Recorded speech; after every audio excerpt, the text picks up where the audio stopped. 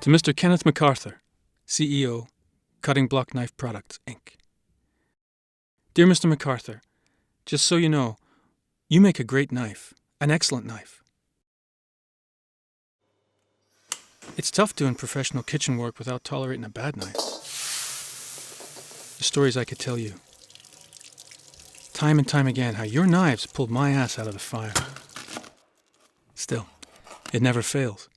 You can tournay baby carrots all day, and the one you screw up, that carrot lands on the plate of some failed cook, some nobody with a community college degree in hospitality services, who now thinks he's a restaurant critic. Some prick who hardly knows how to chew and swallow. These sellouts. Now, it's always easier to nitpick than actually cook the meal. But selling out, turning critic, setting yourself up as a know-it-all, and taking cheap shots at people still trying to make their living peeling off calf tongue? Paring away kidney fat? Pulling off liver membrane? Of course, it's just their opinion. But there it is. Showcased next to real news. Famines and serial killers and earthquakes. There it's given the same size type. As if their opinion was an act of God. To my mind, those who can do. Those who can't, gripe.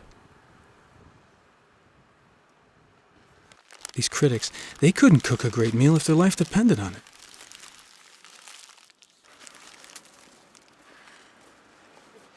And no matter how good you are, working in a kitchen is a slow death by a million tiny knife cuts. 10,000 little burns, scalds. Still, no matter how thick-skinned you are, getting picked apart in public by those online critics does not help. Everybody with a mouth and a computer. It's with this in mind that I started my project. In person, they always look less impressive than you'd expect. But thanks to your cutting block knives, they look better. Cleaned and dressed and trimmed.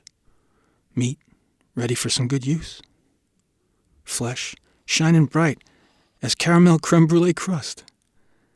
There's not much difference between deboning a rabbit and a snarky blogger.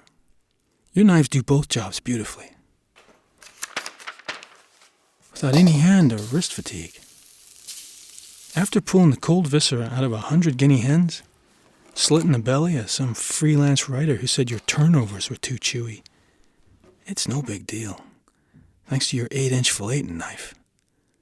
In this world, where so few people will devote their lives to producing a product of such lasting quality, I applaud you. I remain, as always, your biggest fan. Richard Talbot.